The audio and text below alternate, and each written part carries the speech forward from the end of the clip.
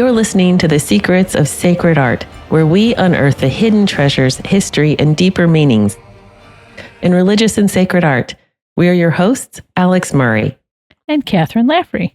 Welcome to episode 45, Light from Light, the life and work of Fra Angelico. In this episode, we'll be exploring the art and images of one of the show's heavenly patrons, Blessed Fra Angelico. Please follow The Secrets of Sacred Art in Apple Podcasts, Spotify, your favorite podcast app. For a fuller experience, you can join us on the SQPN YouTube channel, where you can see all the images we're discussing in the show. There's going to be a lot of them. Yes. And you can find us on social media at facebook.com/StarQuestMedia, on X at SQPN, or on Instagram at StarQuest Network. Excellent. Yes. So today is going to be a really special episode because it's we're just going to share the life and the works of a really special artist. I think a lot of people are familiar with a lot of his work. He was so prolific in the artwork that he produced. But being a good, humble little Dominican, I don't know if people really know about him. And there isn't a lot of information about his life. I have found, and I'll just show you here, I did find this book by Vasari, who is he's a 16th century artist himself, and he wrote about the lives of artists, and he writes about how he experienced seeing Fra Angelico's artwork in situ. So before everything happened, before modernity happened, so he was going into chapels and churches and seeing this artwork in Florence, and Rome. Yeah. So, but Guido de Pietro is who we're going to be talking about. So that's who he was born, Guido de Pietro, and he was later known as Fra Giovanni da Fiesole. He was born in 1395 in a hamlet called Rupacania, and that was not far from the city of Florence. And this is, I think this is one of our favorite paintings of Fra Angelico, not by Fra Angelico. Yes. And yes. So Kathryn, you might want to talk a little bit about what this painting means to you. Yeah, this painting I have in my studio, and I've had it in my studio for quite some time, ever since I saw it. It's, for me, a good reminder as someone who works in sacred art of the importance of really paying attention to what you're doing. Seeing Fra Angelico crying before one of his paintings of the Crucifixion, and just knowing that those images aren't just, here's a picture of something that happened. It's a shadow and a mirror and almost a way of stepping into that moment for people that will see it. Yeah. And having the angels around him really help to know that you're not alone when you're working. Yeah. And do you remember the name of the artist of this? Is it Paul Hippolyte Flanders? Hippolyte Flandrin. Flandrin, yeah. Flandrin, yeah. He was born in 1850, died in 1921. Oh, okay. Yeah. And it is such a touching painting because this is based on, probably on some of the writings of Vasari and others about Fra Angelico. Apparently whenever he painted the crucifix or the Crucifixion, he cried. And we are going to have a couple of examples of his crucifixions that he painted. And so when you're looking at those images, just remember he was weeping when he painted those. Mm-hmm. And he was a very strong believer that artists needed to be holy. And they needed to live holy lives and virtuous lives. So he wasn't just painting these things, he was living them as well as an artist. And I think, that's something we could kind of I don't want to say debate because I agree with him, quite frankly. Mm-hmm. But then we do have, other artists who were incredibly talented, who created beautiful sacred art, and they did not live very virtuous lives. I'm thinking particularly of Caravaggio, our friend Caravaggio. Yeah.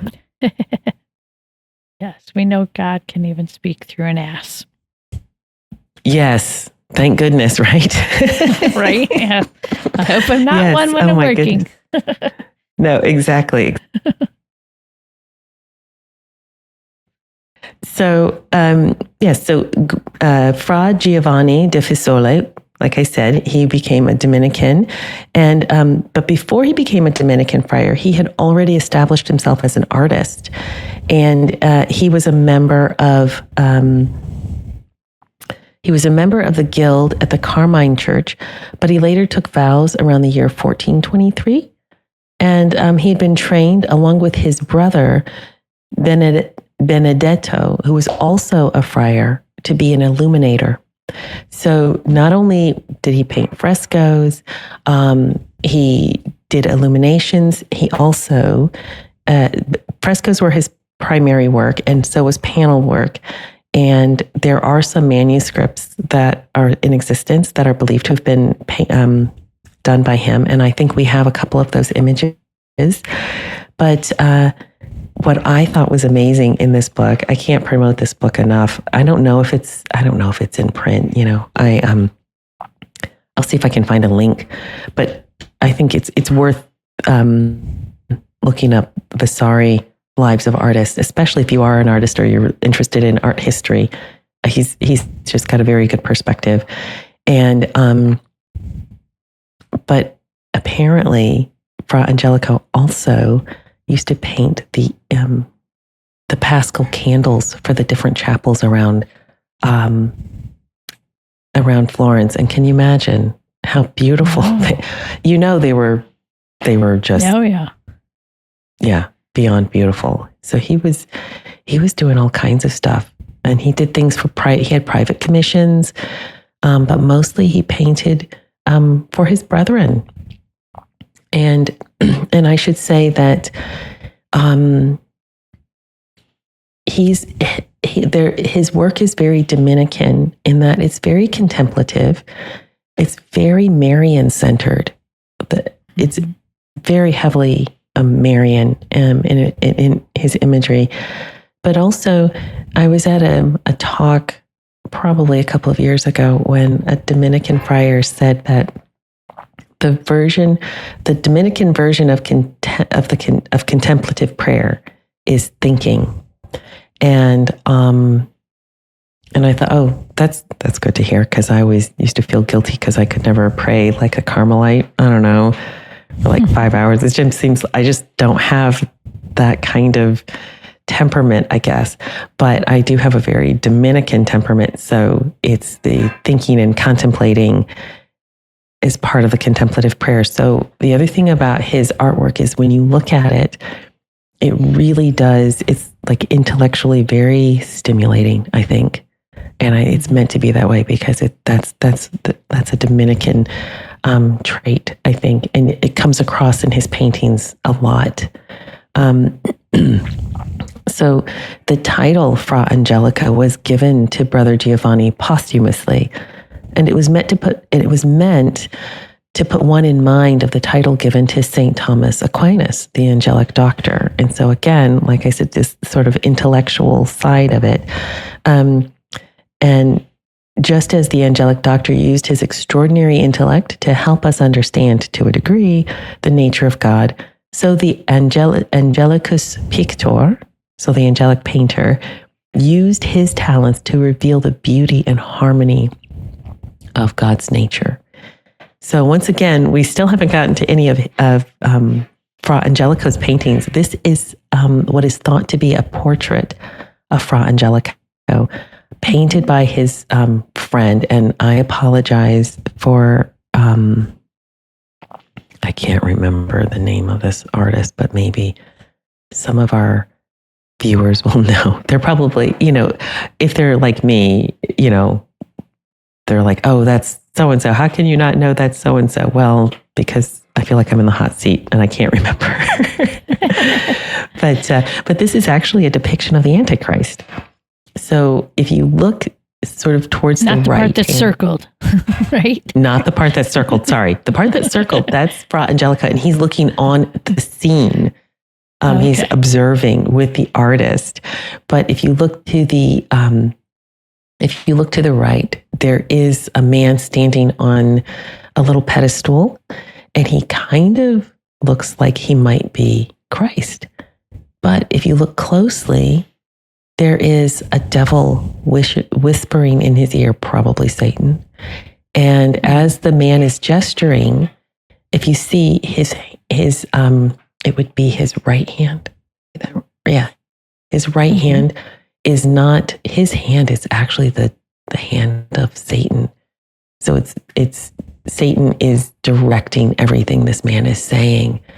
And I think it's quite a, symbolically, it's quite a chilling depiction of the Antichrist. And there are all kinds of, there are things that you and I could kind of explore in terms of this particular artist. But for this podcast, for this episode, we just want to highlight that that you have a portrait, what is believed to be a portrait of the Angelicus Pictor. Is this portrait done within his lifetime or just after? I think it was done within his lifetime. Yeah, because I think he was friends with the artist. And again, I just feel like I can't believe I didn't get the name of this, but Don't worry. We keep it real. Will find it. Keep it real here at the Secrets of Sacred Art. Oh my gosh. Yes. So anyway, so that is, this is what he might have looked like. Yeah. Nice. And he according to Vasari, he had a really lovely personality. He was very patient. None of his brethren ever could recall him getting angry, which I think is impressive. And if he did have to correct someone, he did it gently and with humor. He just sounds like an amazing person, doesn't he? Mm-hmm. He looks like that way he was painted. Yeah. Easy to talk to. Easy to talk to, very patient. Gosh, could you imagine having him as your art teacher? Wow. Yes, please. Exactly. So, so now I want to, in terms of Vasari, because I've been talking about him, this is why I want to encourage everybody to get his book, because when I was reading about Fra Angelico's life, he describes many paintings, like this is where this fresco is, this is where this altarpiece is. So I thought, well, I'm going to look these up. And these paintings are no longer in these churches. They're in museums, a lot of them. I think this one might be in the National Museum. No, sorry, this one is in the Louvre. This is in the Louvre. Okay. So it's not in Florence. It's not where it was meant to be. So Vasari gives you this opportunity to hear what it's like by someone who goes into the church and sees it. And this one is the coronation of Our Lady. And so we've got like the full panel. But what I wanted to also highlight, right down at the bottom left-hand corner, there's an image of Saint Dominic. And this is called the Dream of Innocent III. And he's the one who, at one point, had a dream. I mean, and this was the beginning of the mendicant orders. So the Franciscan Order and the Dominican Order, where Pope Innocent III had a dream of this monk, this religious, holding up the church. Now, and some people say it was St. Francis that he dreamt was holding up the church, and then some people say it was St. Dominic but it could have been both. It could be. You know how people in dreams kind of get interchangeable. So they do, and of course, this was something that both of them did. Both of them did strengthen the church at the same time. Saint Dominic and Saint Francis knew each other, and they worked together. And you can always tell, I think I've pointed this out before, you can always tell an image of Saint Dominic because he always has a star above his head. He's always depicted that way. Okay, So yeah, I see keep that. your eye. Yeah. And I think that's because it's to indicate, yes, that his special calling, really, his vocation as being called by God to strengthen the church at a time when the church really needed strength. It really needed the foundations were there, and there it just needed Holy Mother Church just needed people to remind everyone about the reality and the truth of the church, and that's what Saint Dominic and Saint Francis did. So this is just there are all kinds of things. This panel is amazing. I've tried, and again, there's so much to look at. But if I can read in this book, not that reading is always the best thing to do on a podcast, but so this is what Vasari said when he saw this at the San Domenico church in Florence for the first time. He said, Fra Angelico surpassed himself, and which displayed to perfection his talent and knowledge as a painter was a panel picture found in San Domenico on the left hand as one enters the church. This shows the coronation of Our Lady by Jesus Christ with a choir of angels and a multitude of male and female saints, so many in number, so beautifully depicted with such variety in their attitudes and expressions that in looking at them, one is overwhelmed with pleasure and delight. Those blessed spirits one imagines must appear in heaven just as Fra Angelico has painted them, or rather would appear so if they had bodies, because all the saints that are there, male and female, are full of life. Their expressions are gentle and charming, and moreover, the coloring could well be the work of one of the angels or saints themselves. Wow. I know. And he's right about this. So let's just take this one in, Kathryn. Mm-hmm. First impressions, please. I mean, the blue is so gorgeous. It connects everything together because you'll see how the blue is just dispersed throughout, and it's also the sky behind, and then Christ wrote. And it just draws you in to like, oh, who's the next person in blue, and looking at their faces, and then you start seeing the pinks and the greens, and I love the colors he uses. Yeah, and also all the different. The positions that the saints, these are angels, I think. Well, no, there are some angels and some saints, but some of them are looking down. Some of them, look at the one on the left with the violin or viol, and how he's got his face tilted because he's playing the instrument, and the cloth of glory behind our Lord is just, there are no words. It's so beautiful. And again, you're right, the blue everywhere. It's just, yes, and you're right, it does link everything. But these would be the choirs of angels singing. So maybe they're all angels. I think now that I look at them, yeah. And that, nice. Yeah. And if we take a look at a couple more,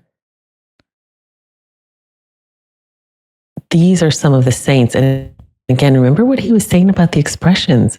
They're all individuals, and I have to say, probably the ones with the black capes, those would be Dominicans. Mm-hmm. And you've got a bishop there, and the offery going down, the bishop's vestment there is beautiful. Oh yeah, I love when I see paintings of vestments and seeing the detail in them, and then you start thinking that vestment probably most likely really existed. Yes. And then it's like, I want to see the embroidery work that was I know. that panel. Exactly. Gorgeous. And do you know what? I'm just going to point this out. I just noticed this. So we're going to be going through and looking at some of the frescoes that Fra Angelico painted for the cells of his fellow Dominicans. And take a look at the offering, and you have the scourging of Christ, and you have the mocking of Christ, and the betrayal of Christ. We've got a couple of those. So he painted those in this cell. So this is, again, these are images that he would he painted over and over again. But I love the fact that I recognize the back of that offering. I recognize some of those images. And another thing I wanted to point out, look at the book and how it glows. Yeah. The little rays of light coming off of it. Yeah. It's really, I mean, the details of this, and they look like real people, don't they? They don't look like just, like a standard person kind of thing. These are individuals. And if you look to the if you look to the right, again, we've got the first Dominican martyr, St. Peter Martyr. And how do we know that's him? Doesn't he usually have an axe or something in his head? He does, yes. The axe is gone, but the blood and everything is still there. Okay. Yes. So there you go. Wow. And I'm sure we would be able to tell all the other saints if we really paid attention to it. But again, just the beautiful detail. Beautiful detail. Mm-hmm.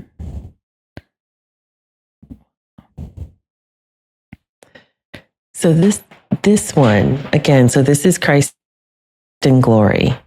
And this is the Fisole San Domenico altarpiece as well.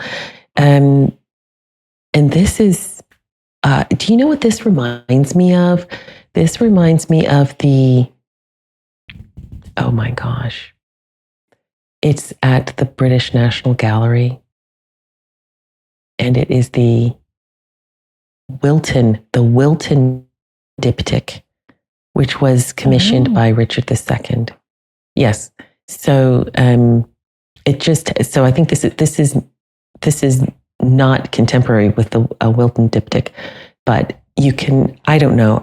Again, you know how sometimes we say this, Kathryn, these two images, they sound a lot of alike to me.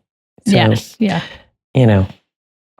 And of course he's carrying the flag of St. George, but it's also the flag of victory for Christ.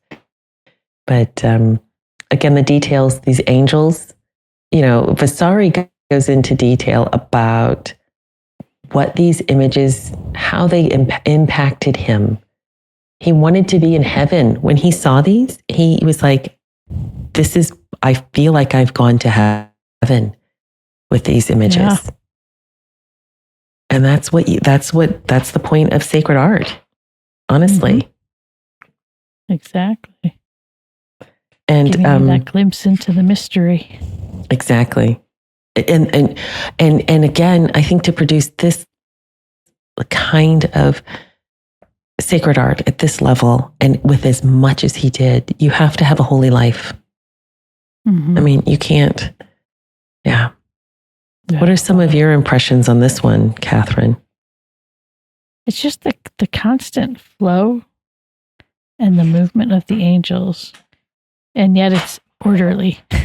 So, you get that constant movement and order, and God places all things in right order, and it's fabulous. I mean, the triumphal trumpets right there by Christ and victory with his standard with the red cross. Yeah. You see it a lot in all resurrection windows and paintings. Yeah. It's almost like this was at the ascension. Like you have the first part of the ascension, he's leaving, but this is his arrival.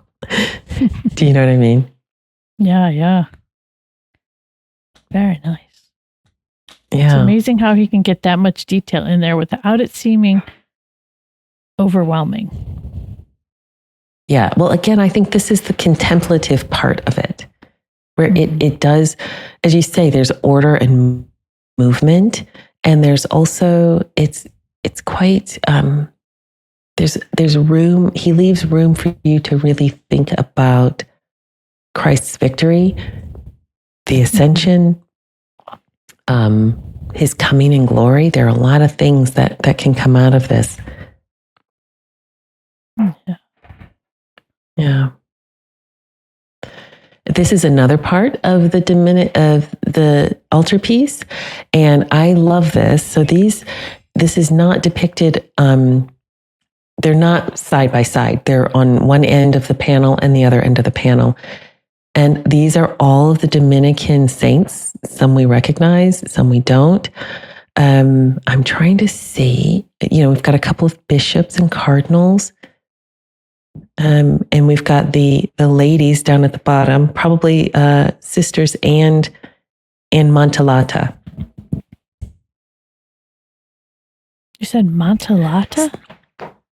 The Montellata, yes. So Saint Kathryn of Siena was a Montellata. So she was a lay woman. She was a third order Dominican, and the Montellata were typically widows, and they were part of the order because third order Dominicans have been part of the order since the beginning, and they would care for the sick. They would pray. They would support one another, but they didn't live they weren't cloistered. They didn't live in a monastery. They kind of lived amongst the people. And so you've got, I'm sure one of these, I think St. Kathryn of Siena is probably, if you look at the right-hand panel, she is the one holding a red book and raising her hand. I really think that might be St. Kathryn of Siena. Oh. And you see the Montellata, you see the sisters with the black covering, although now that I think about it, maybe not, because St. Kathryn wore that. So, and their names are written on them. So we know that they are saints that we probably should know, but I can't, obviously it's so tiny. Yeah, it's hard to read. Yeah. Yeah. Wow. Again, same arrangement as the angels, that procession. Yeah. Yeah. And it's really interesting, the detail, the information that's being conveyed. So if you look on the right-hand panel again, second row down, and it's the 1, 2, 3, 4, the fifth saint. He has what looks like fire and a dove coming out of his mouth. Oh, okay. So I wonder if that might be St. Thomas Aquinas. Not sure. Wow. Yeah. And then if you look at the, actually, now I'm looking at the left-hand panel, and at the top row, and at the third one in from the right, he has a dove and fire by his ear. So that might be St. Thomas Aquinas. Oh my goodness. I know. There's a lot to look at. You just got to look at for a long time. And it's meant to look at for a long time. Yeah. Mm-hmm. And here is, I found this image. Again, this is just a close-up of the panel. And this is Saint Dominic. You can see the star above his head. You can see the 3-dimensional halos that everyone has. So it's gold leaf on, what they would do is they would like make impressions in the wood for the halo, and then they would cover it with gold leaf, and that's how they got that effect. And I actually texture to each halo. Yeah. Yeah, they're like 3-dimensional, and they shimmer. And of course, the result of that is they do have there's probably movement when you think about the candles in front of them, that movement from the flickering flame and also from the embossed gold leaf behind them. It must have So been. what does Dominic's book say? What does his book say? It says, I actually looked this up. I did a little bit of the translation, enough to know, like, this is what I need to put into Google Translate. But it says, he speaks wisely and speaks for justice. Ah, okay. Yeah. Yeah. Very nice. So this is just one altarpiece. Just one of the many, many altarpieces he did. I got lost. All of this was from the same altarpiece? Yeah. Yes. Oh, my gracious. Yeah. You'd have to sit for hours. Exactly. That's the point. Oh, That's the point. And look at all the halos and yeah. Oh, no, that's okay. No. So now we can, again, remember what was going on with Fra Angelico as he was painting this. This crucifixion. This is really interesting. This is at the Ashmolean in Oxford. It had been in private. It had been in a private collection for about 200 years, and then I think they had put it on loan to the Ashmolean, and then the Ashmolean last year, or maybe it was this year, had an opportunity to buy it, to purchase it, and they had to raise, I don't know how many millions of pounds, but they raised it. They raised the funds, and now they have it.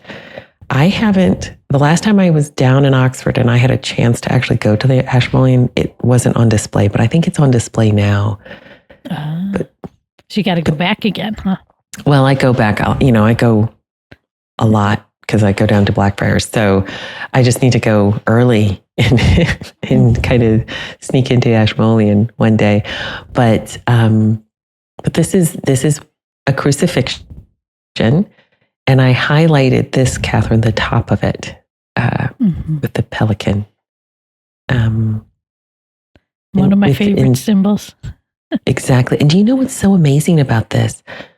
This is not a very big panel. I think you can kind of get that impression that it's not huge like that altarpiece. But if you look at just the slight, his use of brushwork. Like in the layering of the leaves, how it gets such strong contrast. It's beautiful. It's interesting too, because I had done a crucifixion panel for a local architecture firm. And in all of my searching and research, I don't think I ever came across this image, because I was actually looking for a crucifixion scene that had the pelican in it in order to do a tree of life sort of crucifixion scene. Yeah. I wish I would have had this one. That would have been very helpful to look at while I was working. Well, do you know what? It might have been because it wasn't on display. They would not have owned it at that time. So even if they were in possession of it, it wasn't an exhibit. Yeah. So they wouldn't have had access to it. But you're right, the tree of life. And this is a really, I think this is one of his earliest. I think this is his first crucifixion. I think his first depiction of the crucifixion. And the way he's used this tree. And I just find it's such light, delicate work. And, the little pelicans, the babies, I mean, just a dab of the paintbrush, and yet he gets this life out of it. Yeah. It's beautiful. So we've got a couple of other close-ups of this. It is lovely. It is lovely. And this is St. Mary Magdalene and St. John the Evangelist. And again, look at this face. He looks so young. And if you look at it's just subtle little strokes, and he's creating so much in that. Yeah, they're both so childlike. I think this is the youngest I have ever seen St. John look, and it works so well in this. Yeah. Because you have to be childlike before God. Exactly. And the penitent Mary Magdalene, at the foot of the cross with the blood of Christ really renewing her, cleansing her. It's beautiful. Well, she's robed in the same color. I love that. Yeah, yeah. Robed in blood. Yeah. You know, the color of blood. Yeah. Yeah. And if we look at the next image from this, and look at this, the sorrowful mother, and look at how she's looking at us and pointing to her son. I mean, this just sums up her role beautifully. And her, yeah. I like how iconographic this is. Yeah. There's definitely the Eastern styling of the crucifixion as far as Mary goes. The way she's draped, and then also the star that's on her shoulder. Yes. Yeah. I mean, that was something that they, in the West, that was used as well. But I think the draping of her robe is extraordinary. Again, he's very economical in his his use of the brushes, but look at how these deep robes, these deep folds in her robes, which is a symbol of wisdom.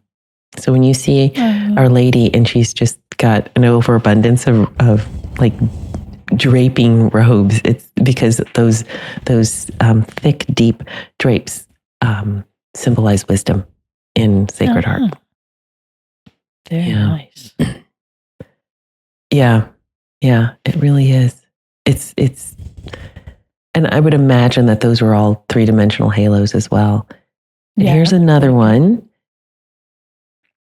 And here we go again. You can see a theme here. We've got Saint John the Evangelist. He doesn't look quite as young. You have Saint Mary Magdalene again at the foot of the cross, and Our Lady. But along with it, there are some saints. Most of them are Dominican saints, but we've got a Franciscan there, and this one is a little more. It probably needs to be restored, if I'm going to be honest. You could probably use some restoration. Start to see the dividing and the gold foiling in the background. Yeah, exactly. And it's hard to I think probably the Dominican on the left, kneeling right in front of the Blessed Mother. I think that might be St. Peter Martyr. And maybe on the right, the Dominican holding the book might be St. Dominic. Oh, okay. Yeah. Very lovely. Yeah. There are so many things. And here we go. So these are from a monastery in Florence. That it's now a museum. It's not a monastery anymore. And but it was at one time. And these images, these frescoes, were in each cell. And so if you were a monk, like that was your cell, or if you're a Dominican friar, that was like your cell the whole time you were there. That's what you could see every day. Every day. And each room had something different. So this is in cell number 8, the Resurrection. And this kind of reminds me a lot of Jan van Eyck. Oh yeah. I think it's, because he and his brother did some images of the Resurrection. And just the gestures of the women remind me a lot of them. And of course, the angel with the little flame. Yeah. And there's a Dominican there. Do you see him down at the left? Yeah. There wasn't a Dominican there. The brother that was in that cell? He might have.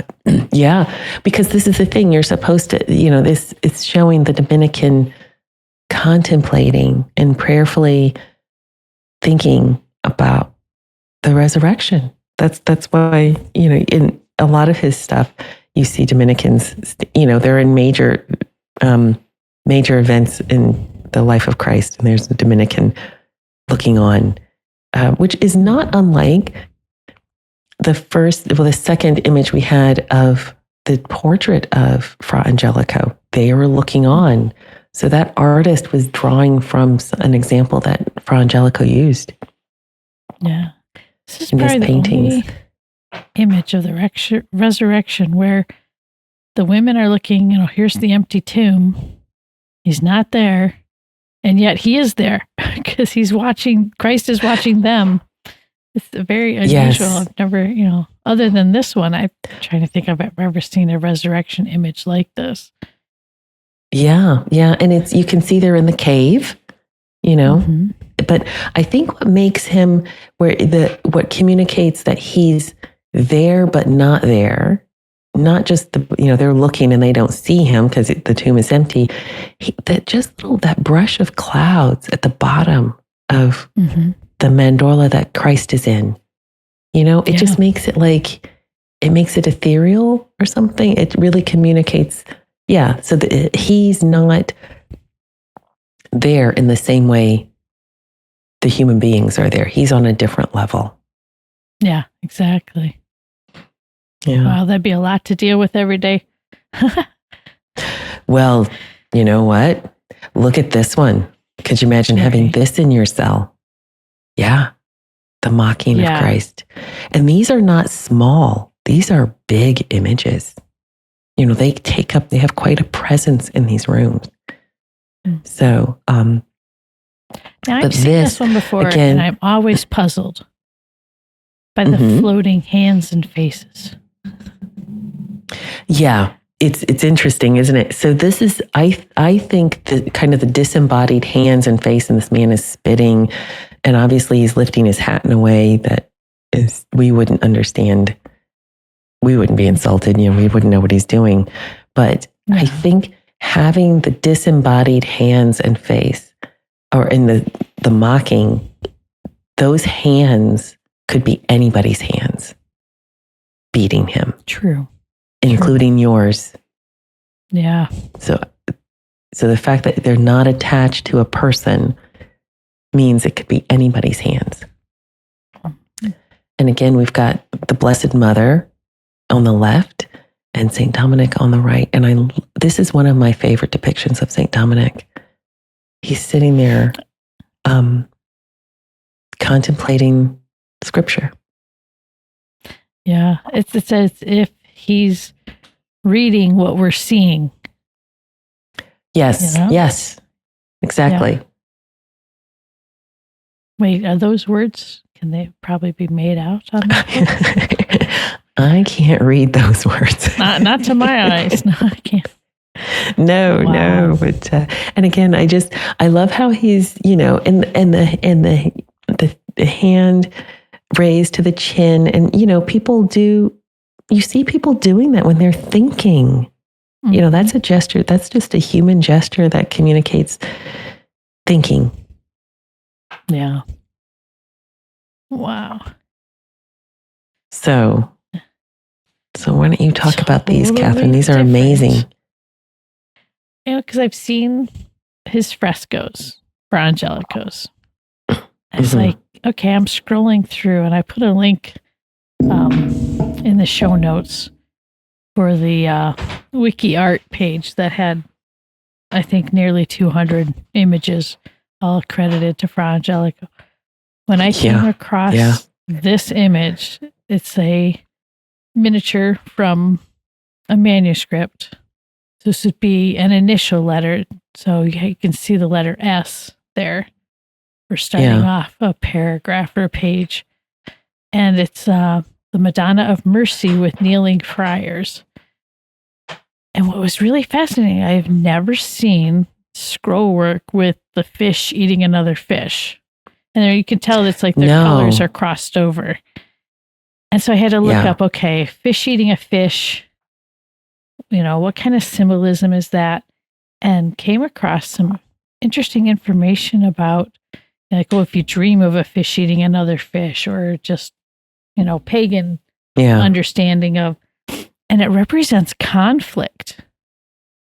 And you can really see that playing out here. You have the red fish, the blue fish. And then I'm thinking, okay, this is called the Madonna of Mercy. And you have these friars kneeling, praying in supplication. And it's like, okay, was there a conflict that needed to be worked out among the brothers? With the Dominicans? Yeah. The Dominicans having conflict? I don't know. What? But I love the way Our Lady's cloak envelops them in green, just to show that, like, yes, you're here on earth. I'm here with you. My mantle is wrapped around you. Almost like, all right, boys, let's get in line. Mom's here. No, but absolutely. And you can see that beautiful Dominican devotion to the Blessed Mother. I'm a little biased, but, it was there from the beginning. And you can see in the artwork produced by Dominicans how she has always been foremost in their spirituality and understanding of themselves. Yeah. I just love the fact that he did such small things and such grand things. And you can tell. Sounds like somebody else we know. What? Yeah. What? It's Jan van Eyck. Remember, he used to do manuscripts and then he did amazing things. Yeah. Oh, that's right. Those tiny little details. Yeah. Beautiful. Yeah. And the details on the fish. Wow. As it goes to their tails, you get all this beautiful little scroll work. It like stops being fish and it's lettering. Lovely. Yeah. And also they're spouting fire or something, one of them off of their head, or it's like a plume or something. Yeah. Great colors. But then here's another one. Beautiful. So this one, the glorification of Saint Dominic. You got him right up top.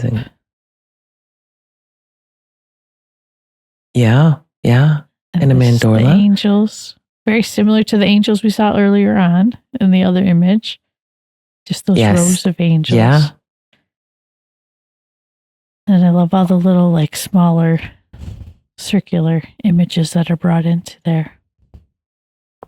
Yeah. And here I can tell. So I think the image with the friar who's holding a book and he's holding a what looks like a house. I think that's St. Thomas Aquinas. There's a famous portrait of him like that that's much more realistic. So I think that's St. Thomas Aquinas.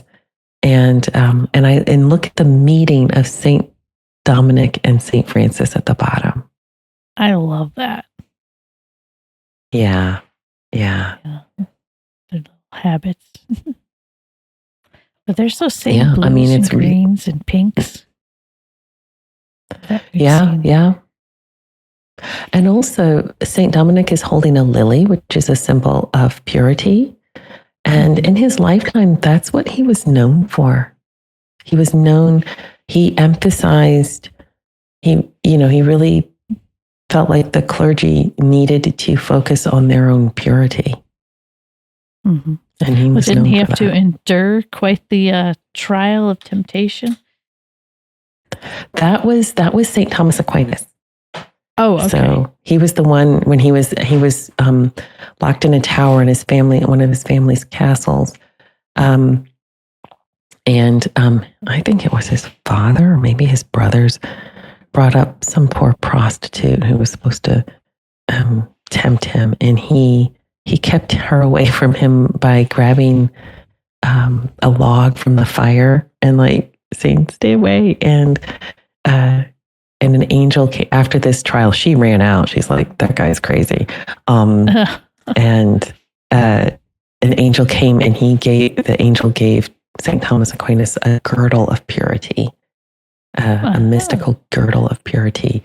But again, St. Dominic he really emphasized that as well. Mm-hmm. So there you go. And I got one other that I love. There's nothing Yeah. better than when you can have sketches that survive. Yeah. And so here's one of those Virgin and Child sketches that is in the convent of San Domenico in Italy. And I was flipping through going, okay, what painting was this sketch for? And the closest one was the one here of the Virgin and Child with Saints Dominic and Kathryn of Alexandria. Yeah. And the thing I love about this, and I have a sketch that I did years ago. There's nothing I love more than when I see the Christ child delicately grabbing either Mary's veil or a saint's cloak. And just for that, like when little kids today, they grab your face and they just want to be like face to face with you, or they'll grab your hair or your hat. Or it's just, gesture of closeness. Yeah. And of course, I had to put this in here because of St. Kathryn of Alexandria, right? Yes, St. Kathryn of Alexandria, pray for us.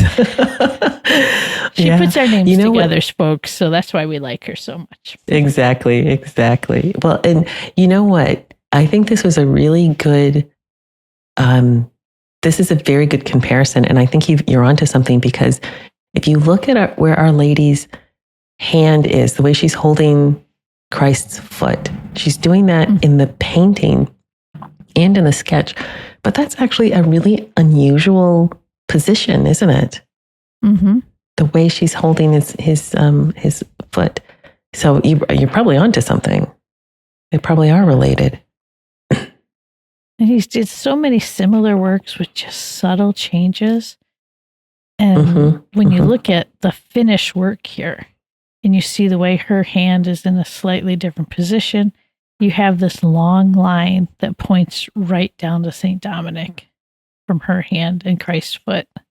Yeah. So Yes. A nice little flow that way. And then the way her robe, the gold of her robe, flows to St. Kathryn. Yes. Yeah. So and of course you've got that one. Yes, there is. Yes, there is. I figured it's a Dominican thing, right? With St. Kathryn. It is. St. Kathryn of Egypt is a patron of the Dominican order. Yeah. Okay. I can't remember. I was wondering why she showed up so often. Yeah. You know what? I remember reading something about it, and it's one of those things where I thought, oh yeah, I better remember that. Do I remember it? No, but she is a patron saint of the Dominican order, and has been probably, I think, from the beginning. And another thing that's beautiful about this is, the human brain loves triangles. Mm-hmm. And look at how you've got this perfect triangle. And so I think the triangle kind of, you can easily take it in, like, and process it well. And he's done that really beautifully. Yeah. Sure. Yeah. And then, Alix, let's see. What's this? So this is a Repose of Christ. And I wanted to end this. This was going to be my, when Fra Angelico died, I have what's read on his epitaph. But I wanted to read it while we're looking and contemplating this beautiful deposition of Christ. But maybe we should just look at this. And, we haven't talked about Giotto, but these angels on either side, they remind me of Giotto's angels. And I love Giotto. We need to talk about him one day.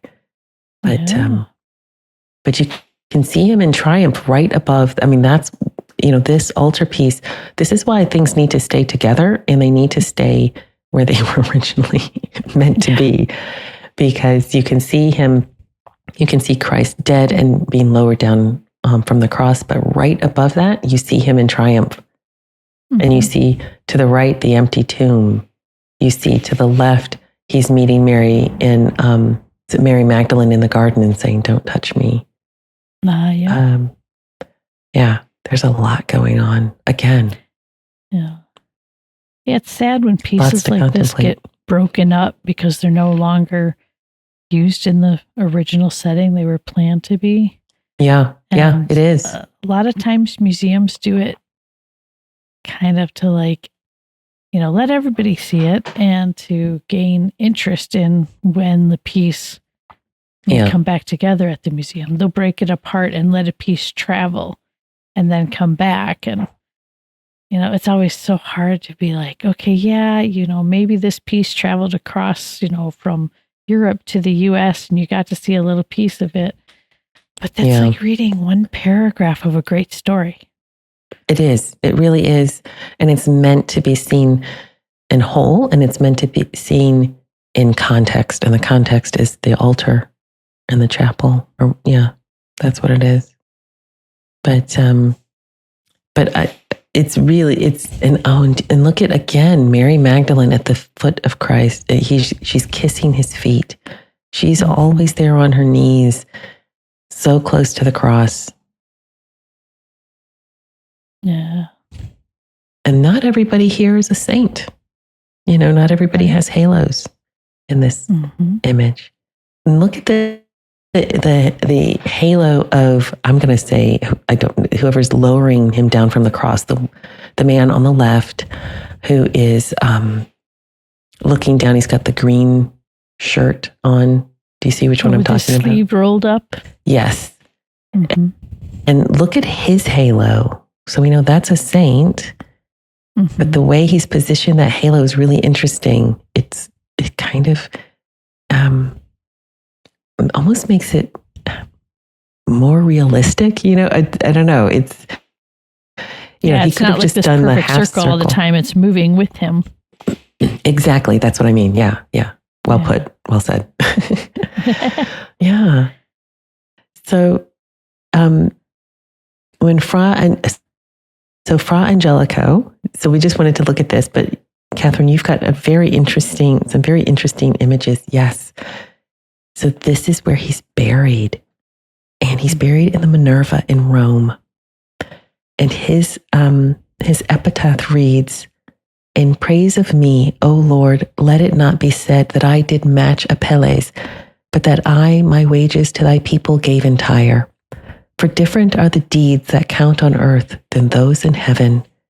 In that city was I, John, born that was the flower of Tuscany."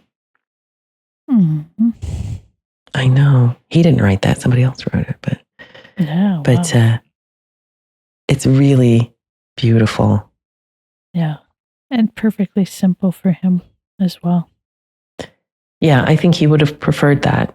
He was so elaborate in what he did for God. I don't think he would want a lot of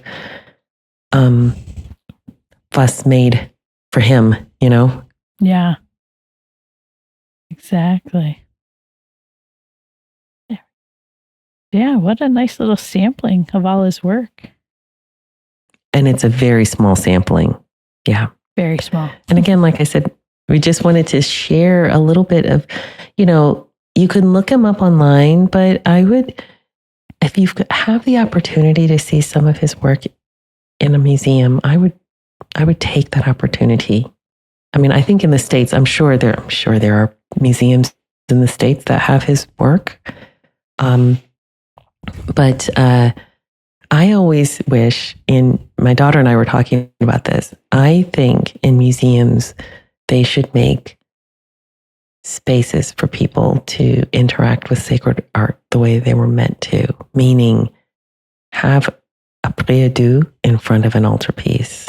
And I'm not just limiting this to, I want it for Catholics, but there are a lot of different religions, a lot of different artwork from different religions, and none of it is where it was meant to be. But I just think to have that space where you can be prayerful in a museum would be really special. So if you go during the week and there's nobody there and there's a Fra Angelico painting, take out your rosary and just sit there. Yeah, because it's meant. That's what it's for. That's what it's for. Yeah. Mm-hmm. So why not do it? Yeah. Yeah. And, all So of that this was can't kind of happen fun. without our patrons, and we greatly appreciate them. And we'd like to take a moment to thank all our patrons, but most especially today, Margaret N., David M., Colleen N., James K., and Pam B. Their generous donations at sqpn.com/give make it possible for us to continue the Secrets of Sacred Art and all the shows on StarQuest. And you can join them by visiting sqpn.com/give. Yeah. And also we want to thank our special angelic patron, Fra Angelico. So we hope that we've intercession. Exactly. And we really do hope that, this was such a little thumbnail sketch of his life and his work. But I really hope that you're inspired to learn more about him, especially as an artist. If you're an artist, take a look at his work. It was extraordinary. And take a look at his approach to his work in terms of his spiritual life, in terms of his relationship with God. Yeah. So with that, thank you for listening to the Secrets of Sacred Art on StarQuest. To find previous episodes of Secrets of the Sacred Art and to send feedback, please visit sqpn.com/sacredart. You can send us comments by email at sacredart@sqpn.com or by leaving us a comment on YouTube. Join us in conversation by visiting the Secrets of Sacred Art channel on the StarQuest Discord community at sqpn.com/discord. Yeah, maybe share your favorite work by Fra Angelico. We'd love to see. Yes. Yeah. Something we didn't show or something that you maybe we haven't seen. My goodness, we've not seen all of his work. Maybe you've seen something we haven't seen. Yeah. So we'll be back next time when we'll be discussing the miraculous image of Our Lady of Las Lajas. Oh, one of my favorites. We're keeping this Marian theme going all season long. Yeah. Until then, I'm Kathryn Laffrey. And I'm Alix Murray, hoping you find something beautiful. Bye-bye.